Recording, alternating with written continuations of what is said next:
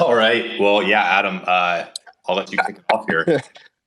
I think R3 was getting a little bummed out about that music, man. He had the cry face coming up, right? I mean, it's kind of like, yeah, Radiohead's a little bit depressing, I guess.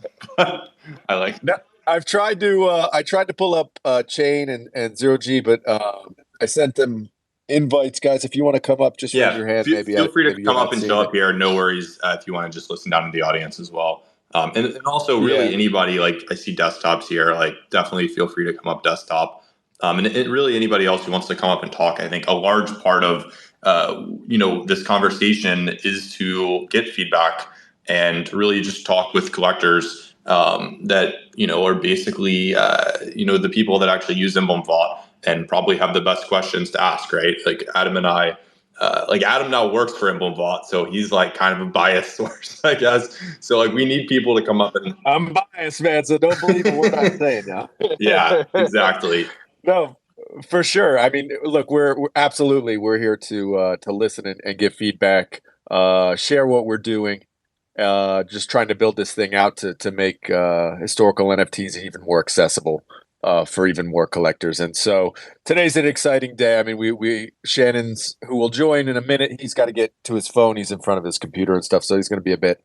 But yeah, Shannon got the contracts out, so they are live. We did an airdrop to Jake. Correct me if I'm wrong. How many people? It was 150 tokens got airdropped. Is that right? Yeah, so we airdropped 250 vaults. We had over 1,000 entries, so I had to randomize all of them, and we're going to be handing out some today. And I think we have 50 total between the 4 different cards to give out throughout the rest of December. Oliver was allocated 50, Zoe was allocated 50, and then 100 are saved for the Emblem Treasury to test and utilize at our discretion. Yeah, so we, just so you guys know, and I'll pin it up in a second at the top, but we reached out to some Pepe artists, and Oliver and Zoe were cool enough to be interested in doing it. So they designed the cards. So I think we made some cool cards, and so those airdrops are now live, those vaults. So if you got one, it's sitting in your wallet right now. And I'll tell you what, why don't you guys, if you want to share this space out, and so just click that button, bottom right-hand corner, that blue button, retweet and throw your wallet address down there. In about 10, 15 minutes, we'll pick the first winner to get an airdrop, first one. And we'll do a couple more during the space. So, but that'll be your first entry if you want to be entered to get, there you go. Awesome. So you can see the cool cards there. And so what this is basically, so you guys understand, the previous or the current Emblem Vault contract is basically an ERC 721, which makes it a 1 of 1, right? So when you look at Emblem Vault, say Ray or Pepe's, you're looking at the Nakamoto's under Emblem Vault on OpenSea, you see every single Nakamoto there, all on like one wall of that web page, right? So it's very hard for the individual collector to filter through. There might be some fractional ones, and it's hard to see, well, what's, it's not clean. And what these new contracts do is make it just like curio cards. Like when you click on whatever, the 21 card on curio card, you see that 21 card. You're brought to a page where you see that one card, you see all the holders, you see all the bids, all the offers. And so it creates a much, much better buying experience for the end user. And for the collector too, because when it comes time to sell, you can see what the offers are and everything. It's so much cleaner. And so that's what we're super excited about. And this is going to allow us, this is the test. And so this is literally, we're looking for problems, and Shannon's already fixed bugs and stuff. Like, we're looking to fix it, right? To get it right. So we're going to have a bug bounty program as part of this. We're giving away like 500,000 Koval to try and encourage people to go out and find bugs. But yeah, that's what we're kind of doing, and just hoping to get these contracts rock solid. So when we actually launch the marketplace and everything, and fully launch our curated collections, they're ready to go, fully tested and stuff. And the interface and everything is perfect for the end user and for the collector who's going to be vaulting these. So yeah, Jake, you got something to add? Yeah, of course. I mean, there's so many benefits to this. From our team calls, we've discussed it. I laid out in the Medium article like 5 different benefits to it.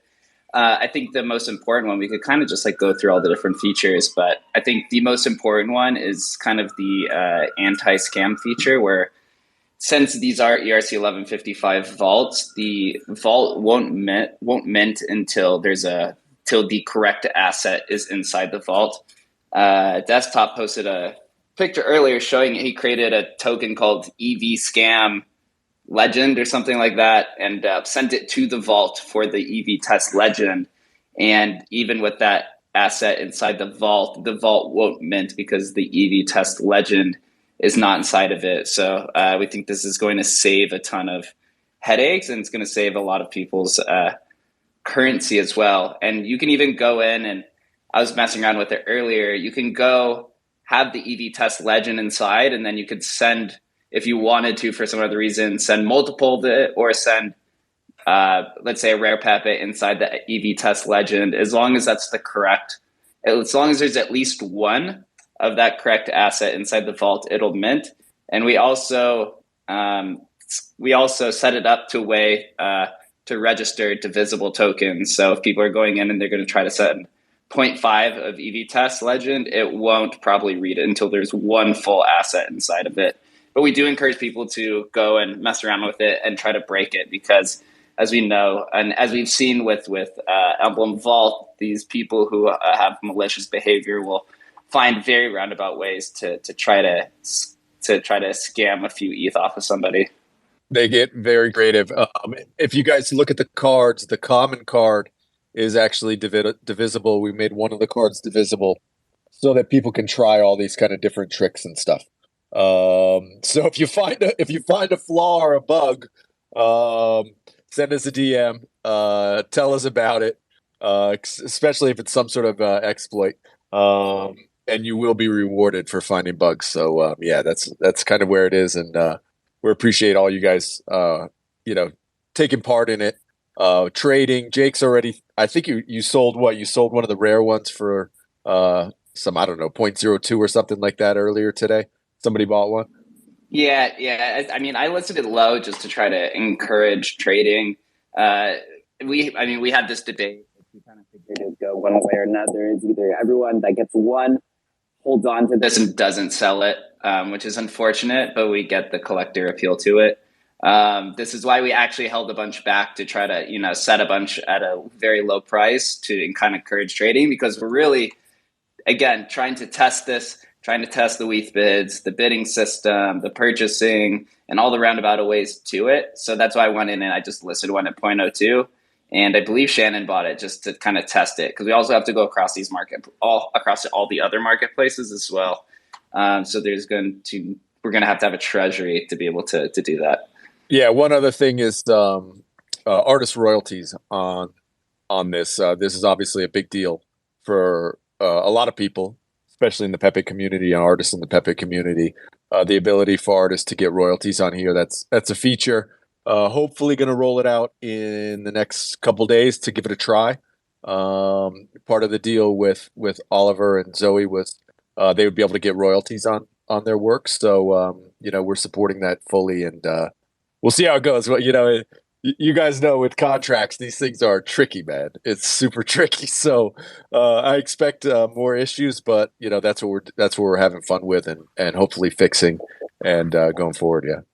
The split creator royalties is something that's pretty novel and pretty unique. So for this, we'll be testing the 2.5% royalty will be split between Emblem Vault and then Zoe and Oliver as well. But then moving forward, as you see with curated collections, this becomes an interesting conversation between like, who do you split that royalty between? Right, with the Pepe community that's completely decentralized. It's a much different conversation than just talking to Shaban and, increasing the royalty from 2.5% to 5% and splitting it evenly.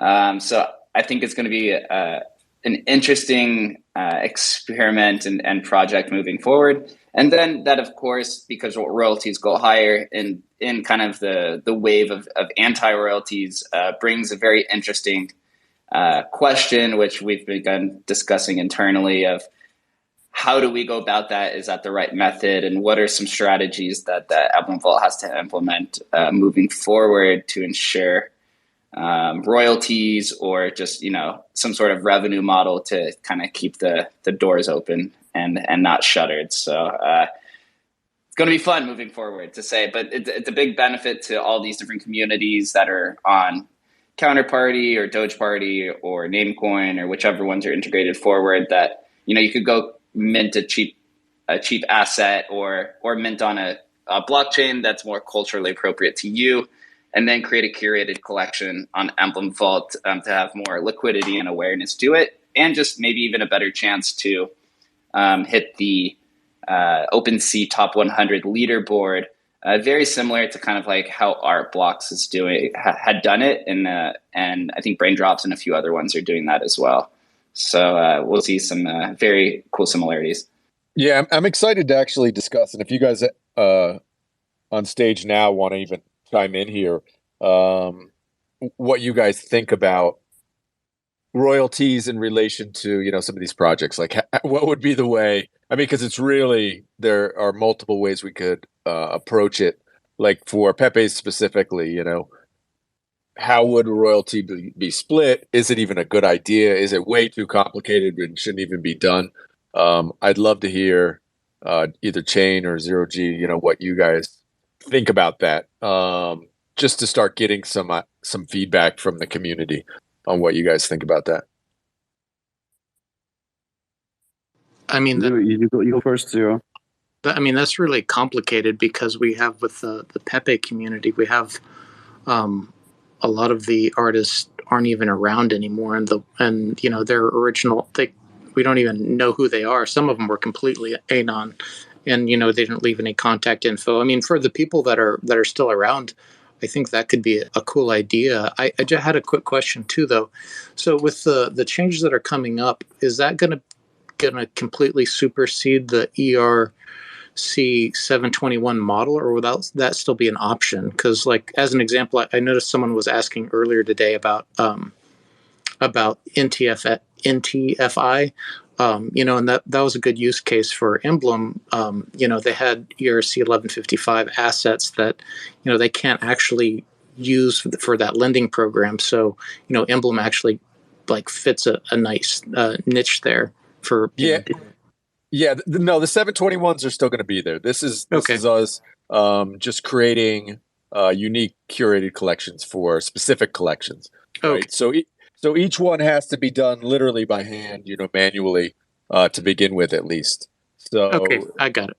I guess the only other thing too is that that I kind of cringed immediately when you guys were talking about the not being able to mint until the asset is in there. I mean, just for the sense that I usually do it the opposite, just to because I wait till the vault is minted, just because it's permanent. I worry that if my browser crashes or something, is that like? Bro, I literally had that happen today. Oh, okay. Yeah, that was my first thing. I was like, oh no. I actually recorded my screen as I was doing it, because I want to be able to share the experience. Because, I know how this works too, right? You're terrified of sending an asset to a vault that the vault's not there or dies or something, and I literally had that experience today. And what actually happens is it creates a vault that is basically an unminted vault in your collection. So it's sitting there basically, and until you once you send the asset to it, it kind of it creates it then after that. I'll make a video that kind of shows the process. But I know exactly what you were saying, and literally had it happen to me today. So basically it creates this brand new almost tab within your My Vault section of Emblem Vault. So yeah, Oh, it's like sure. the unminted vault basically, or I guess minted, yeah, unminted vault. They kind of sit there waiting for the assets to be deposited in them. Um, so yeah, that's kind of the way it works. But I'll do a more in depth video, which will get into it quite a bit more.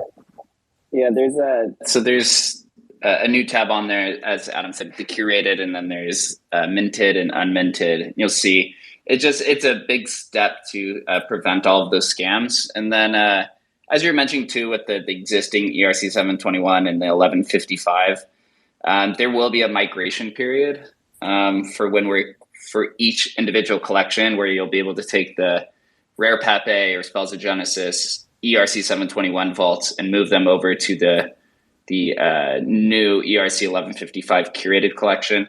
And then you're also kind of jumping ahead a little bit, where there's going to be obviously curated collections that are not ERC 721, which is similar to like some of the Namecoin ones or some of the other platforms that are integrated. And so that'll have to be something a little bit different. But you're just thinking a little bit ahead of the time. So right now, this one is more specific to the ERC 1155 is a little bit more specific to Counterparty and Doge Party.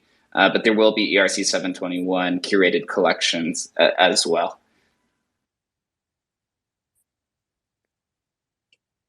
One thing, so I see how many people have put in. Oh my gosh, it's like none of you guys have put in your. Oh no, all right, I'm seeing it now. Like 5 of you have put in your wallet addresses and retweeted down there.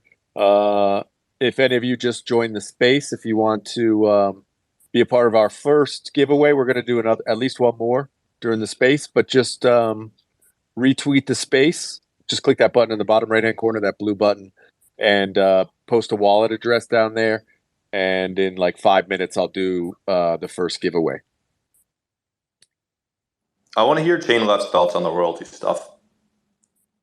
Yeah, so I'm, I don't know, maybe a lot of people probably don't agree with that, maybe, but I'm a big supporter of royalties.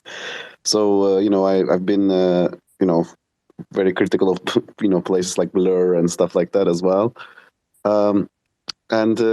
Yeah, I mean, so in that context, yes, like I would support royalties both for Emblem Vault itself, but also for the artists who create collections there. So or organizations or projects through Emblem Vault. So yeah, like I guess like when we're thinking about we were speaking about this with Devoted, I think earlier, like when first time we heard about this, like a curated collections regarding the puny codes, and what we had in mind was something like 2.5% for the Emblem Vault and 1% for the puny codes DAO, and 4% that would be allocated for a separate wallet that would go into whenever we discover an artist who has created a specific puny code. So, for example, if we know that, for example, Hallusophile created like about more than 900 puny codes.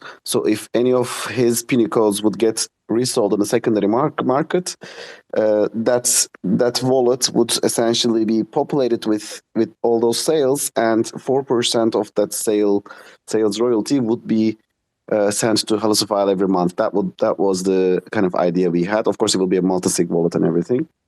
So yeah, that was the idea basically. So overall, 7.5%. This is how we thought about it. And I know, like it's the enforcement and everything like that. Like there's a lot of discussion around it. Using the blacklist contracts and stuff like that. For me, like I don't see any problem with using contracts that have. That can block specific marketplaces. Like personally, I don't have any problem with that. I know some people don't like it. So yeah, I mean, for me, that would be the best kind of solution. I don't know. I don't know what you guys think about it. So my understanding is that basically the solution you said around like basically you guys would manually go and look at the secondary sales for the past like month, and then like manually, I guess in like a spreadsheet or something, pay out. Because my understanding is there's no like the current standards around royalties don't allow like at the contract level to split to like the 100 different artists on Rare Pepes, for example, right? Like it's just going to go to a standard split. Like all of the secondary sales for the entire Rare Pepe collection are just going to get split based on whatever percentages you split that of the total volume. And it's just not smart enough. Like the current royalty standards don't understand that, like, oh, this card, maybe a really expensive card sold, maybe that should be just going to the artist of that card versus like another card that sold that's like literally could be like a $5 sale, right? So like, is the idea that Emblem Vault's just going to kind of essentially send it to these communities and let the community figure out however they want to deal with it? Is that the idea? So it's kind of like a two-pronged approach. I know Shannon has mentioned, I don't want to speak for him specifically because he's the lead dev, but with the ERC 1155, it's basically putting like a serial number on each vault in the background. So I don't know how that ties into the split royalties. Oh, there he is. Shannon, do you want to take this one? Yeah, actually, can you guys hear me okay? Okay, yeah. Perfect. So, so you were correct that the royalty standards don't support this royalty split. I guess let me answer your question first. What we've built is the ability to create curated collections that can split with the community and give an entire chunk over to the community. But what we've also built is a way where we can define on a per token level or on a lot of different ways this way of multiply splitting payments. But unfortunately, it would require that somebody would have payment addresses on the blockchain that the vault is minted on. So in this case, Ethereum. So what we're trying to build really is something that's composable for the future that we can design with configuration a lot of different ways, because lots of different collections are going to need different things. Gotcha. And can you just give what's your philosophical stance on royalties? Like, this is obviously a super opinionated thing. Like, there's basically just a huge variety of different people with different opinions, lots of debate, as I'm sure everyone knows. Like, what is your stance on this that, you're kind of leaning towards? Well, as a platform developer, I think that royalties need to be an option in the platform. Personally, I look at royalties like a contract. If I design a piece of work right now and I sell it to, a collector, and there's no contract between us that I'm going to expect royalties now or anytime in the future, then it's hard for me to come back retroactively and ask for royalties. Now, I'm not really sure where I'm going to land on the marketplaces forcing or completely blocking royalty payments. I don't know. I mean, I'm sure that's fine for some platforms. Really, I like to build platforms that give my users the option. Gotcha. So you are more about handing over the decision to basically the people using your platform. That's what I'm hearing, essentially? Exactly, actually. Yeah. Okay. Sweet. Yeah, that's really cool. And I think it is neat. It's interesting introducing the ideas of royalties on these historical collections that otherwise it would be really hard to do it without an organized effort via a platform like this. So it's an interesting experiment to run. I think, there's probably going to be extra headaches from going down this path. It's we just scratched the surface on Rare Pepes and how that could go, right? I mean, what we're trying to get out here is the idea. It's possible, right?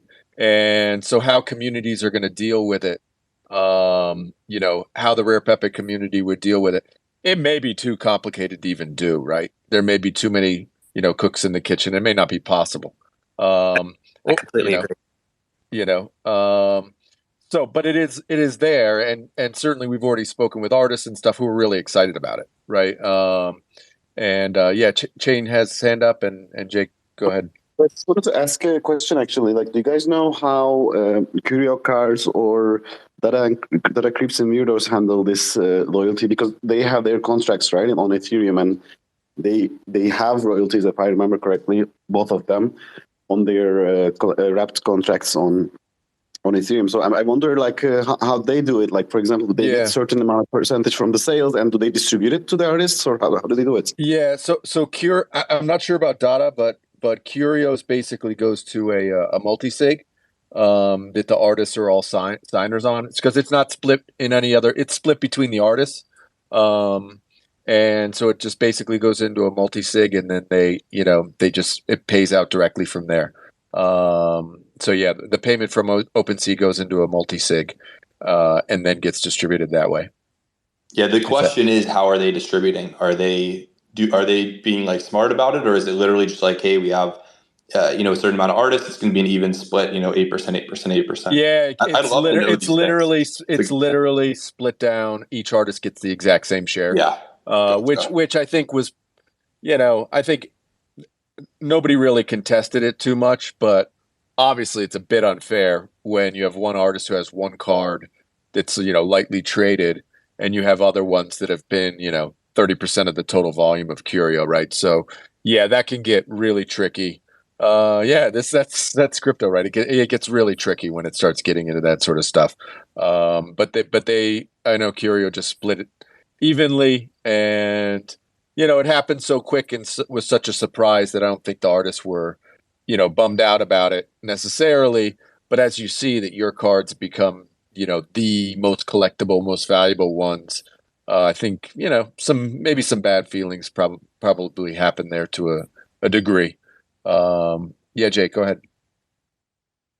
Yeah, so I think just like another philosophical approach to curated collections that many people miss is that you don't have to curate the collection around the project. You can actually curate collections around artists. And the discussion I've had with a handful of community members from Doge Party is that when you go and look at Doge Party, there's a 2014, 2015 years, and then it came back in 2021.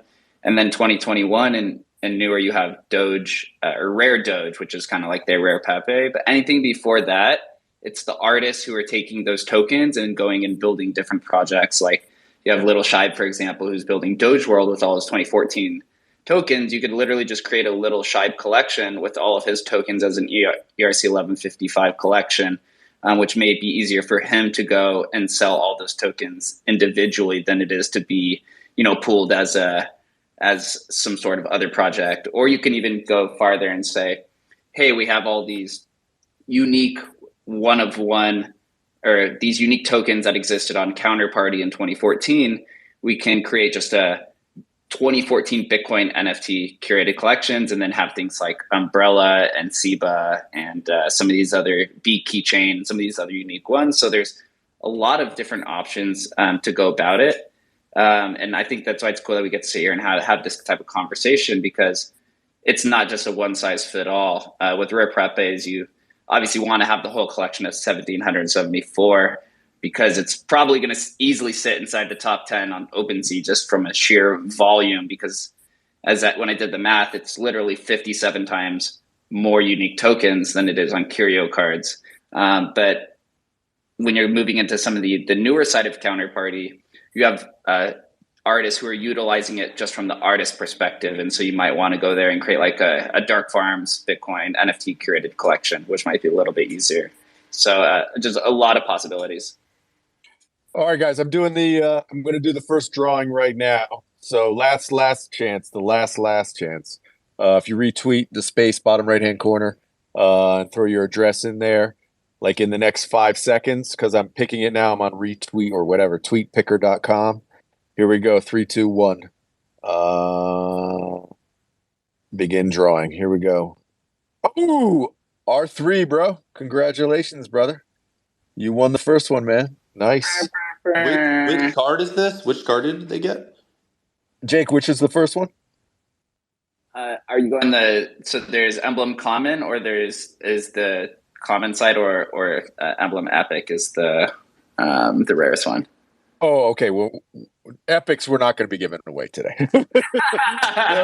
No epics.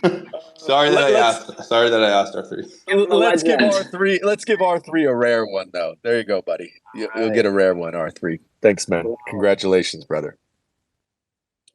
Let's go. I will say I am a common whale. I have 2 of them right now. I'm one of 3 collectors, I believe. So I wanted to ask Leonidas, kind of just like expanding on that. What would you think? What is like your perspective of doing like let's just say a platform curated collection or something specific like a 2014 Bitcoin NFTs versus, let's say, a Little Shibe collection versus something like just a massive rare Doge of the newer correct, or you could say fake rares. Like, do you think those other ones that are non-traditional of a collection is a good idea? Yeah, so I think it's pretty clear. Like, rare Pepe's should be this rare Pepe set. Spells of Genesis, it's an interesting question. Do you want to do like Spells of Genesis 2015 and 2016? I think arguably there's a decent argument to be made that like it's almost a different set of collectors for a lot of the newer Spells of Genesis cards. So these are like interesting questions to ask, and I think it is an individual kind of you have to do it on an individual collection basis. I'm a little hesitant to lumping a bunch of early pieces into this like just bulk kind of collection. Maybe it's a good idea though. There's definitely like a lot of like individual pieces out there that are interesting. So yeah, to be honest, I need to think about it more. But I'm slightly hesitant. I don't know why exactly, but it feels like I don't know. It's just like you're either in the thing or you're not, and it's like I don't know. I'd like to see. I think it could be cool to build around a specific artist if they have like if JP has a bunch of assets. I think those should probably all belong in that collection, and then I think probably that's a little more fair because you get these kind of weird situations where people want to be in like the big thing because that's what's showing up on the charts on OpenSea, and it's like you just get this huge basket situation. Maybe that's good, I guess. There's probably pros and cons to this. But yeah, I think there's just things to think about there because I just know like the psychology of collectors. It's like to the average person, they'll be like, wow, I see this 2015 Emblem Vault counterparty thing on OpenSea. That's the one I know, and nobody will ever look past that because that's like the safe one that everybody understands. So I don't know. Yeah, I would just be thoughtful about it. Maybe it is a good idea. That's a really poorly thought out answer, but yeah, we got to think on it more. It's an individual kind of thing. No, it's a tough one, right? Yeah, it's really tough, and I'm not sure of the answer either. Go ahead, Shannon. So I don't know the answer either, and it's one of the reasons why I'm going to bring up this other sort of aspect or this other feature that we don't talk about much. But well, Jake brought up earlier that we're going to have a period where you can migrate from the ERC 721 to the ERC 1155 curated collection. Well, what that, by building that capability, what that means is that we've also built in the capability for you to have multiple collections that a particular asset can fit inside of, and a user, the owner of that asset, can choose to hop from one qualifying collection to the other. If we choose to do that, obviously it's not set in stone that we're going to even turn that ability on for these collections, but we do have that capability since we want to experiment and find out what's going to work for different groups and different collections. Yeah, my initial thought there is I feel like it's just collectors just don't like complexity. It's like everybody wants to go to Bored Ape Yacht Club and buy the floor Bored Ape, basically, right? And it just feels like complexity to have to explain to people, oh, well, you were looking in this one, but there was actually a cheaper one or over here or something.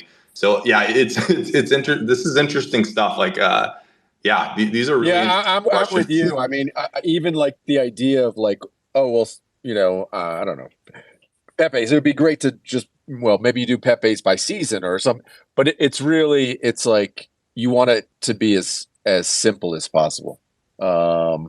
And yeah, I'm kind of with you there, where simplicity is the thing. Maybe you guys act as like a curator the same way like Art Blocks curates these incredible pieces of generative art. You guys curate, you could call it the like like I know these are called curated collections, but like the Emblem Vault counterparty curated group, and it's like it could just be like the top 100 assets that meet certain criteria where they have a certain amount of like market history and volume to belong, that don't really belong in their own thing because they're just like an individual asset like Umbrella. Maybe that's an interesting thing to do that could uniting them all together could create a stronger kind of network effect around them. Yeah, these are interesting questions. Yeah, I think one of the things that all of us want to happen is increased discoverability. So that's kind of why we think about these different ideas of curated collections. But you also want to reward these historic platforms like Doge Party and Counterparty and Namecoin. You still want to give the ability for new artists who are using these to find discoverability as well. So like an example I like to bring up a lot is fake rares, because I just absolutely love what they're doing, right?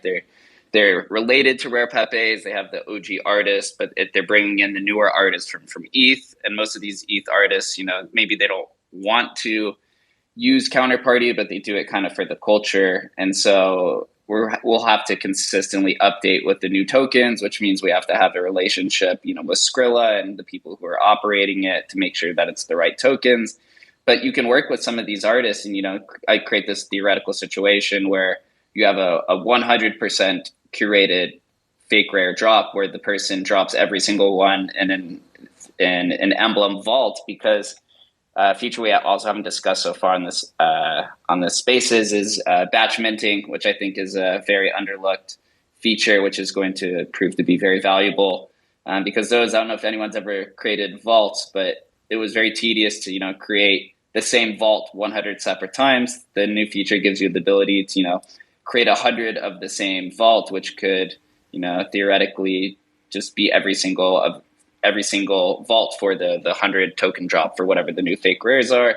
And you can work with the artist to, give them a discount or bypass for the co-vol fee. Like there's a lot of different ways to go about it to try to also be similar to fake rares and trying to like bridge the newer crowd to the historical crowd. Because I know we've kind of discussed that just as a community over the last year of, yes, these are historic collections, but we also need to adopt some of these modern properties that these newer collections are doing. We don't have to be exactly like them, but there are some things that they do right that we need to bring over to our community and implement in our own way. So there's just so many different options. Yeah, I mean, there's a lot to look forward to, guys. Like just simply the fact of like being able to send somebody a link and like trusting that they're going to buy a real rare Pepe. Things like this are just really, the fact that they're not. We have a lot of experience with Lineage, right? How difficult it is, right? And it's the number one thing that just crushes people, right? If somebody gets scammed or they buy the wrong thing, it's brutal. It's brutal for not only the collector but the collection, right? It just puts a stain on the whole thing. And I mean, as an entire space, we've been fighting against this stuff, and we'll always be fighting against it. But nothing is worse.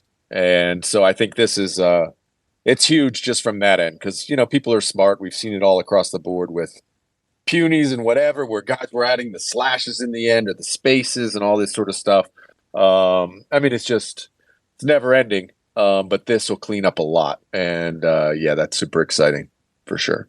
Yeah, the fractional stuff just confuses the heck out of me. Oh, man. Talking to them. Like all of these things, like I can tell, like, Shannon, like y'all definitely understood the problems that needed to be solved. And at least on paper, we'll obviously see the actual implementation when it rolls out. But like this test collection and everything, it feels to me like this is solving like the major few problems. And to be honest, it's a testament to how powerful this idea of like cross-chain assets is, that people were willing to do like whatever 30,000 ETH in volume on Emblem Vault in the state that it was. That just tells me there's massive demand for to collect these assets. And it's like, we're just going to unlock a whole new tranche of collectors who, weren't going to jump through the hoops that a lot of those people chose to jump through.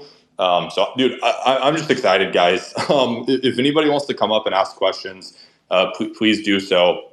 And if you want to test and just like try to break the stuff try to break this test collection. Somebody trying to send a fractional asset, like try doing this stuff. I think that's like extremely helpful to these guys. So please absolutely buying, selling, transferring. I mean, I'm just thinking of like all the different problems. Do with the weird different stuff like do weird like yeah, go to the didn't want like Uniswap or something just create an aggregator. There's all sorts of different places that these assets are exchanged and interacted with. So yeah, really try to break it. Vault, unvault. We although were we still having how's the vaulting? Is it working, Shannon, or is there? I know we were having a little bit of issue earlier. Is it all set now? I need to do a deployment, and we should have minting working correctly.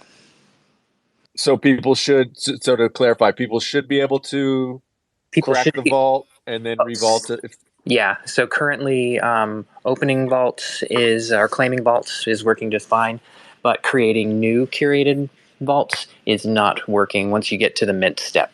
But that should be patched in about half an hour.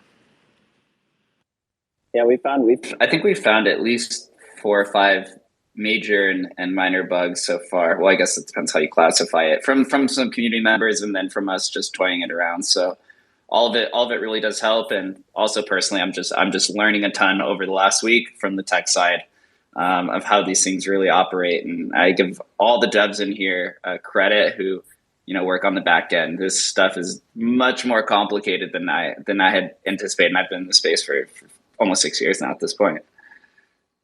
It's not copy paste, man. Definitely not copy paste. Yeah, so we're excited to get it done. What do we do? We could do one more giveaway if you guys. What should we do? Do we have a tweet, Jake, that we want people to share out or look at that we could use for the other giveaway? Yeah, let me look here for a second. Also, something that we haven't discussed as well, and it's kind of like looking into the future. And Adam actually talks about this a lot, is taking our historical assets across all blockchains. Like it's tough to know. I think we all know that ETH is probably going to be the winner, but it's not going to command the most volume. So taking rare Pepes and selling them on the hottest Solana marketplace or whatever blockchain is next, that increases the whole pie for everybody, right?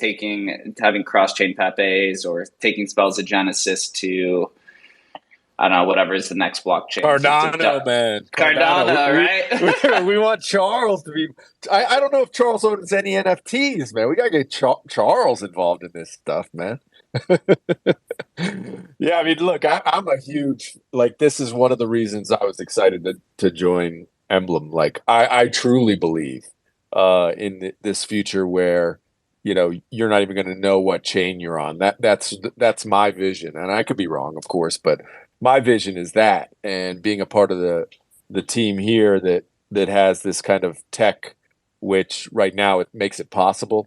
And yeah, it's to be clear, I think it's still clunky. Like I want it to be not clunky, but that's what Shannon's working fucking all day on, right? To make this stuff seamless and that's the future I envision.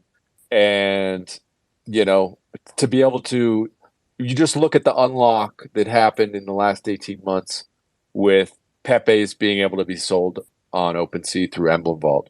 And not only the liquidity that provided, but the awareness that provided was massive.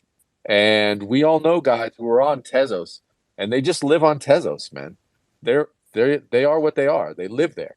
And being able to, bring these NFTs to them is part of what Jake and I are going to be doing over the next, years. Because I think it's important. I think making those connections so that people begin understanding where they're living on these other blockchains, collectors begin understanding on those other blockchains what's going on over here. Yeah, I'm excited about that. What's up, Desktop? How you doing, man? Yeah, sorry, just to really add. I mean, I know a lot of people, especially in this community, are historical over a certain date range, but just think there's historical NFTs for the younger chains like Solana and so on, So these curated collections will make it easier to bring them across from Solana onto a curated collection within Emblem Vault. Yeah, I think that's part of our strategy going forward, is to, connect with those teams that have built those specific NFTs, and show them the value of bringing their collections onto Ethereum, and by doing that, also make them aware and make their own collectors aware of historic NFTs. I think that's that cross pollination that we're looking to do. Yeah, because as the years come, today's date is going to be historical for someone. Bro, I'm sharing a little bit something deep here, but man, I woke up from a dream this morning, and I like the overwhelming feeling was of a future that, dude, everything is so early right now. Like literally everything is so early. I mean, it's a joke, and we joke about, I don't know, whatever, the Creatures project on Tezos or whatever. It's funny, and and I know people who were collecting those. Whether or not they hold any real value, I don't know. But we're all early. These things are all early. Sorry, I got my dog next to me. Somebody else. I got. This is Costa Rica, man. It's dog city down here. I swear, just the month and a half that I've been working with Shannon, I've put together more Medium articles in the last month and a half than like my entire life, and spreadsheets, and just coming up with all kinds of cool ideas. Yesterday I put together a spreadsheet of potential collections between Namecoin, Counterparty, Doge Party, and Emmercoin, and it comes out to almost 15,000 unique tokens just for the top 50 historic ones and some newer ones that I could come to mind. And that's just the tip of the iceberg when you start thinking about other blockchains and other communities. And you can even do like faux collections. I don't know if anyone's kind of familiar with Satoshiables, that's on Stacks, where they have a bridge where you can basically send your cards back and forth between Stacks and Ethereum, and it's the same token. You could kind of do the same thing with Emblem Vault if you create a curated collection for them and then create some sort of like auto-enabling feature. You can literally have like a vaulted collection on OpenSea for Solana, and if we'll say Creatures, so that's the first NFT on Solana. You have the curated collection for Creatures on Solana or on Ethereum that's purchasable in ETH, and then you can unvault them and then have them on Solana. So there's just like, when you start thinking about the DeFi principles that Emblem was founded upon, it's so much options there, dude. I lose my mind, just too much content. That's kind of why we had to like narrow down the focus in the very beginning, because it's just like, it's really limitless. I think the thing that prompted me to have this like dream / whatever was I've been helping an author who's doing a really substantial art book on the history of NFT, and so I'm helping him with this massive timeline, and just looking at that timeline, it's reinforcing, I think what everybody in this space kind of believes in. And yeah, it just got me super pumped. Is what I was gonna say. It just got me super, super pumped.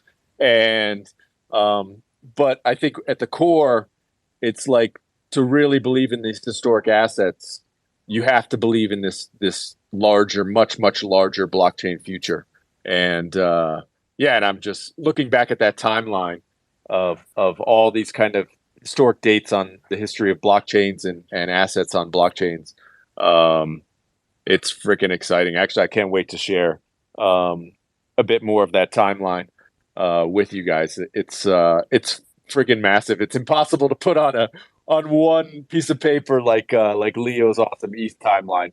I don't know if there'll ever be a timeline like that you can get on one piece of paper when you're trying to wrap the entire history. You should see this V3 timeline I'm working on. It's like, bro, yeah, I'm having this issue. I'm using like Twitter, I think, lets you do like vertical images now, which is kind of nice. You can do like 16 by 9, I think, like vertically. So it's going to be a lot, just a lot more stuff when you go back on these other chains, and it's taking a lot more time than I had ever envisioned. But it's like, you want to kind of get it right So yeah. I don't know how to graphically do it. This guy has, a graphic professional try to do it in this book, and it's a huge book. Like I don't know how much I can talk about it, but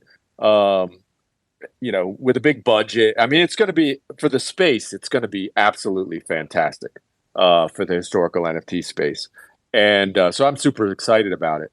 But it's really, really challenging to do, a sort of timeline graphically. And as you know, Leo, this is. I'm wondering how many tweets is going to be your next timeline, man. Is it going to be? So I'm writing it in Typefully, and it's like it caps you at 100. So I'm already on like multiple of these like things, and I think I'm gonna have to like copy paste them. Like I'll send the first 100 out, and then like copy paste connecting them. It's honestly kind of a shit show, but we'll get there. We'll get there. Is that a limit within Twitter, or is that on Typefully? Typefully has like, I think it's a character limit that ended up being around like, based on, I was using like the full 280 characters basically, so it was ending up being like 110 per Typefully thread. You hit their like API limit. Yeah. When I created the NFT archaeology calendar, I literally had to split it into 3 separate threads because of hitting that limit. And just thinking about putting together a full history of NFTs book, for doing those 3 calendars took me legit probably 4 or 5 months to do. So I can only empathize with both of you, because it's quite a long time. This author, I was like, bro, I can't even believe he's done an amazing job. What I've seen so far, it's pretty amazing. But he also has people helping him, right? It's not like just him; it's researchers and stuff like that. But yeah, it's gonna be amazing. I'm excited to share it when it. That's when like it comes super out. exciting. Yeah. Do you know when roughly we're talking that'll come out? Like, is it? It should be early. Yeah, early this coming year. Yeah, it's going to be pretty awesome. It's from like a legit publisher, and so yeah, it's going to be pretty awesome, and just bring a lot of eyeballs, and just in a way. I mean, we've talked about it before, but how do you present stuff in a way to new audiences, right? And this just solidifies it. Just another step in kind of the art realm, because it's mainly an art focused book. But yeah, it dives into history of kind of everything as well. So it's going to be pretty cool. Hey Adam, I pinned to the top one of the tweets for the YouTube page. If you want to do a giveaway for that one, maybe. And if you guys are in here and subscribe to the YouTube page, we've been putting out tutorial videos, like very curated, very user friendly tutorial videos of how to vault for Namecoin, Counterparty, Doge Party. And there's one other one that I'm probably forgetting. But yeah, 16 videos and 16 Medium posts are going to be shared over the course of December, from how to vault, how to crack, how to buy them, how to verify, and how to sell. So those are very needed ones. That applaud Desktop Commando for creating the Medium post that I used last year. He's a Giga Chad who's very smart and technically minded. Unlike myself and everybody and some other people in here, I need it dumbed down as easy as possible. So I tried to bring down the explanations to my level so that maybe everyone else can figure it out. Like I say, Jake and I are like, explain it to me like I'm 5, man. That's what I need to press here, press this button, press this. That's the way Jake and I like our explanations to be, man. Dumbed down.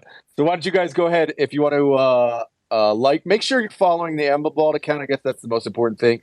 And then retweet that one. And we'll do a common card giveaway for that one. So in the next 5 minutes or so, go ahead and retweet that, and we'll do another giveaway. Also, just a shout out, this isn't Emblem Vault, but like historical NFTs are having more of a presence on YouTube. I think this is like one of these kind of ways where like this is where like normal people spend their time.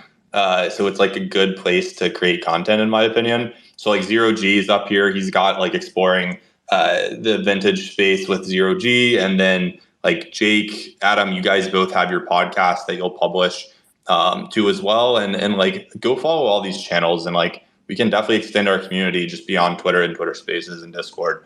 It's good because it's hard to reach people on like Twitter and Discord when it's just these like really tight knit filter bubbles. But I genuinely think people will like type in old NFTs on YouTube or Google or something, and like they'll actually get hit with one of these videos in the algorithm, right? So like subscribe to these channels.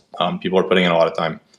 Yeah, I actually use a vidIQ for my YouTube page and for emblems. And the big keywords actually come up is early NFTs and old NFTs are actually, I think, more searched than historical NFTs is, if I can remember correctly. But which kind of makes sense. It's like I can't remember how the historical word happened. It's like not the most like it's intuitive to us, but it's not intuitive to like what is historical NFT. Dude, it was your tweet. We decided on it based on your like you're throwing me under the bus.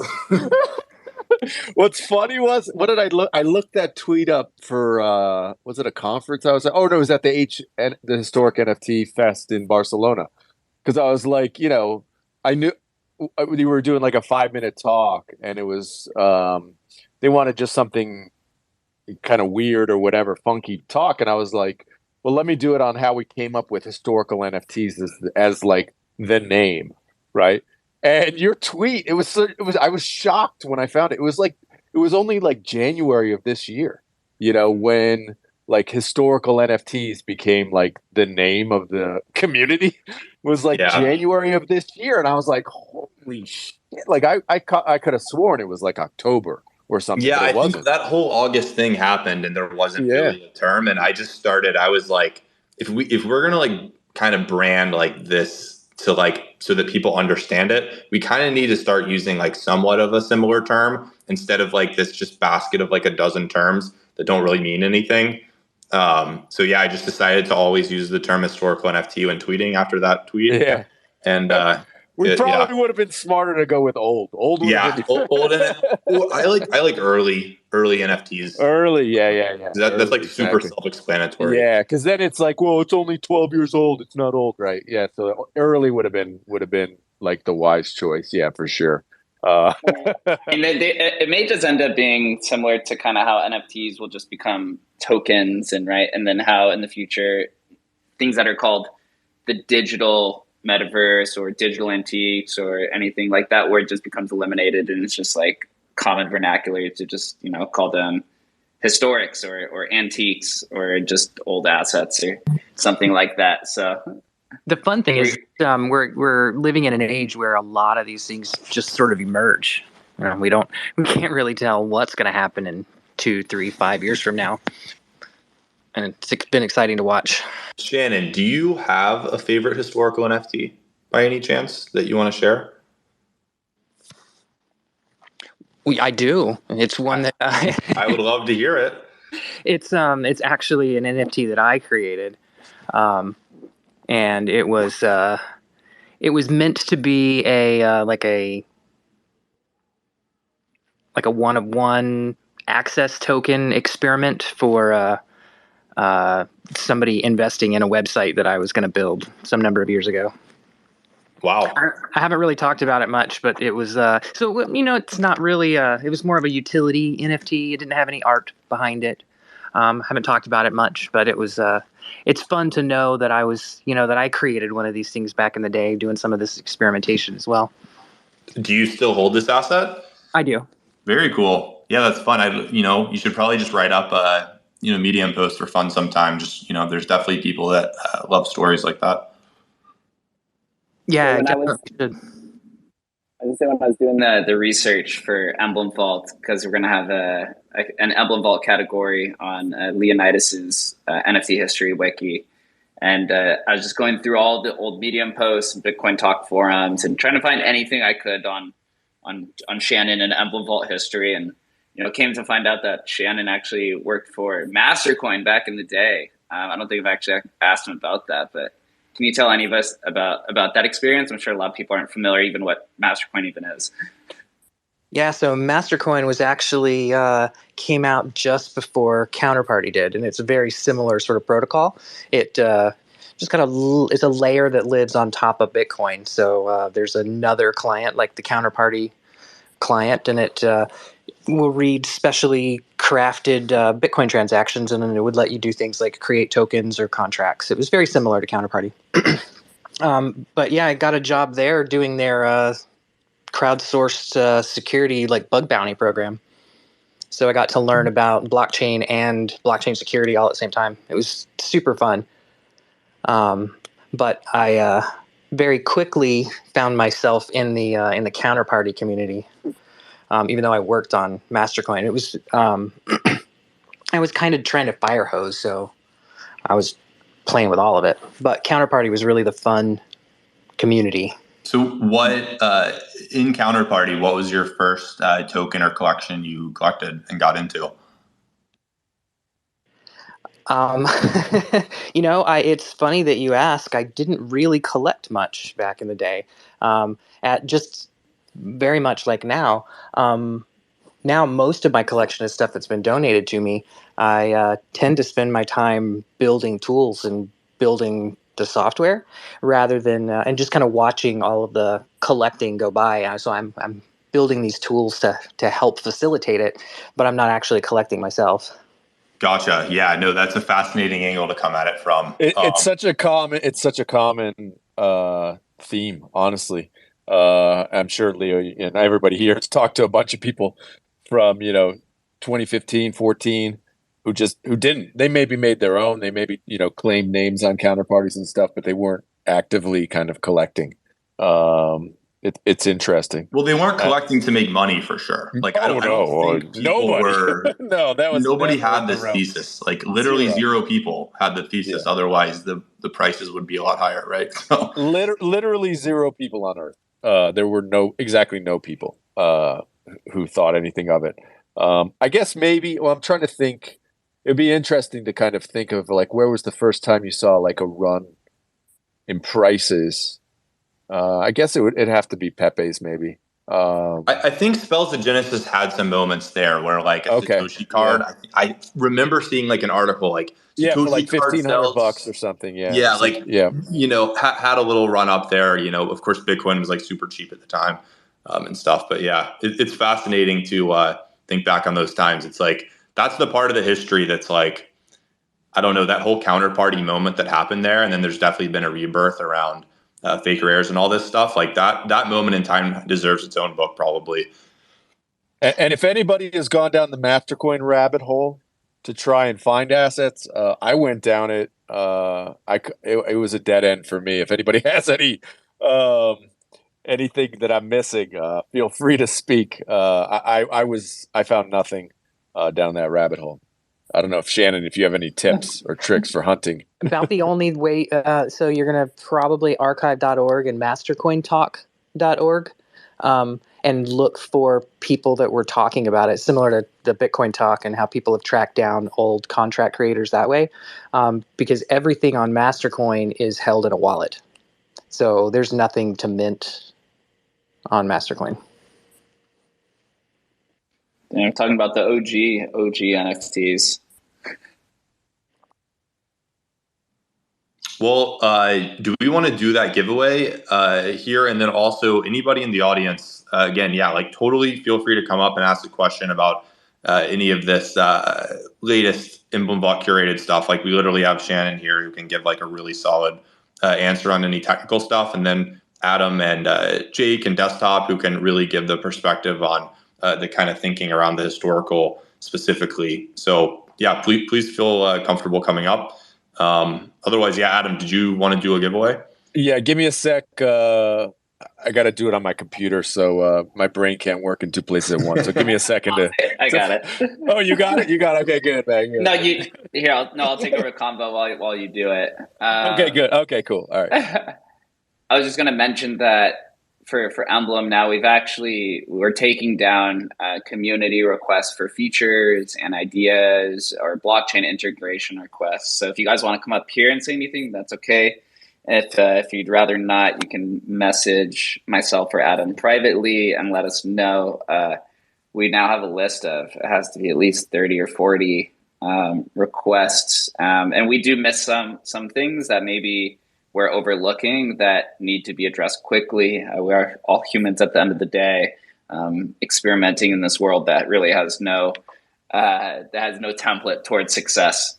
So please feel free and comfortable to reach out to us for any type of feature request or ideas. There's no bad one. It all is just progress to help grow the pie for all of us. I'll ask the annoying question to Shannon. Everybody always wants to know when. Let's say, assuming that this testing goes pretty smoothly and, y'all are feeling pretty good about the current implementation and you can fix some bugs.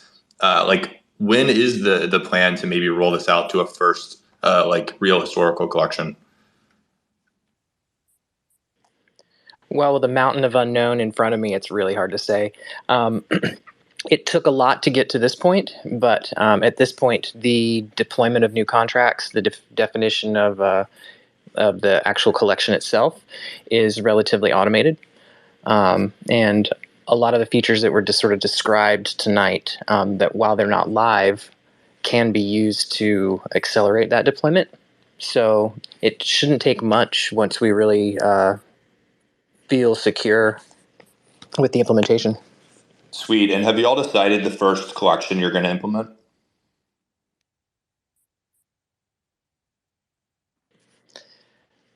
Most likely it's going to be rare Pepes. That's going to be the most requested and the one that sort of spawned. The highest volume probably, right, for the existing Emblem Vault, I would assume, right? Definitely would be, at least to begin with, it was the most volume. Yeah. I think currently fake rares is probably, and puny codes is probably wow, close to the consistent volume. Sweet. Well, yeah, that's really exciting stuff, and look forward to hearing updates. And dude, I'm here to help. I know everybody in this space just wants to help out, and I know people are going to go test this. And if they do find issues, again, that was Jake talking on the Emblem Vault account. You can just shoot him a DM, shoot Adam a DM. These guys are they're here to help this go as smoothly as possible. Everybody wants this to go smoothly. So and I'm here as well to point you to them. So yeah, Jake, did you have anything else you wanted to talk about? I know you wrote a Medium post. Were there any other things you covered in that could be useful for people to hear? So we do have the bug bounty curriculum that will and details we'll be posting here by the end of the week, beginning of next week. To pay out, you could literally win up to 5K if you find a major bug, and then smaller bugs will be determined by the details in there. Come get paid and participate. We really need everyone to help. Just some more housekeeping notes. I know recently there's been some issues regarding name coins and the auto renewal. Shannon has posted a bug fix for that. And I think what had happened was, and maybe Shannon can address this after, was when there was the bug fix, from what I believe, you had to go into the vault and hit refresh and then hit the OpenSea refresh, because it was displaying where it'll say contents loading in the description. And if it says that, then it means that the contents inside the vault aren't registering or aren't configuring. So if anything says contents loading, you can literally even help somebody out and just go press refresh inside the vault and then refresh their OpenSea metadata. And I believe it should be completely fixed since then. Shannon's been working hard on the auto renewal. It is, of course, state-of-the-art technology. It's really front center. It does have a lot of issues, of course, because of the blockchain itself, of Namecoin being old and having some issues within it internally. But we have heard all of your guys' issues, and it is a top priority. So I've got some angry messages, but it is something that we're not overlooking. So just please keep that in mind for everybody who has Namecoin assets. And to be safe, just to be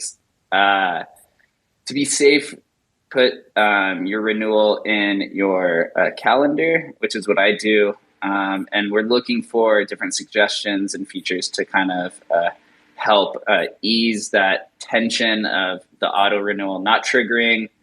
Some people have requested to increase the the auto renewal block size trigger to being able to literally have a countdown meter inside the vault. Like all of these different features to kind of address those issues and suggestions really goes a long way.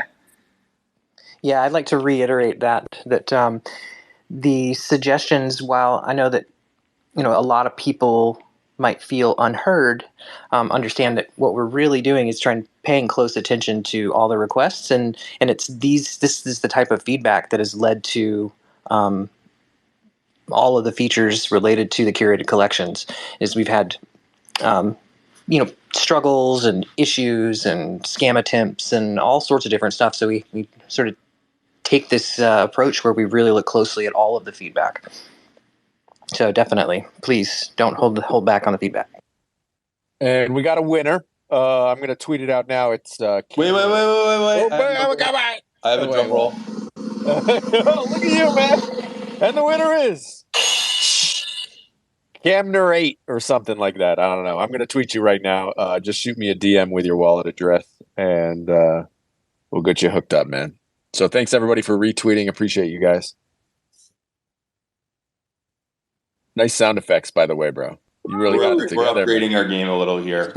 We don't have a soundboard yet, but we do have access to YouTube, and we are finding good sound effects on YouTube. I do have a soundboard. Dude, what are you doing then? We need some sound effects. It's not as easy as you'd think. It's to put these things together. It's it's a little complex, man. We need to hire some people on Fiverr to make some cool stuff for us. Make it happen. All right. Well, yeah, go ahead. No, go ahead. I think we're good. Unless anybody else wants to come up, has any other questions. Thanks everybody for joining us tonight. Psyched about giving this stuff away. And everybody go check. If you did apply for the airdrop, we did send those out a few hours ago. So check your wallet. Refresh your metadata on OpenSea to see it if you got one. And then, Jake, when are we going to kind of get into the details of the bug bounty? Have you already put out that medium? No, it's awaiting review and putting the finishing touches. Likely it will go out probably Monday would be my suggestion. We're probably going to run it through the rest of December as well. So just stay tuned for that. Or if you find a bug before that, just shoot us a message and we'll follow up accordingly. Some people have already.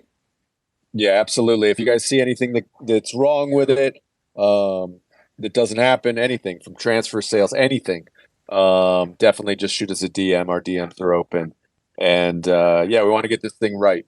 So when we actually launch with Pepe's or spells, it works right and is an awesome, seamless experience for not only collectors, but collectors and minters, right? So both sides of the coin. And thanks so much for joining us, guys. Appreciate you all being here. And have a good night, everyone. Today, sure, go ahead, man. Yeah, the curated minting's working now.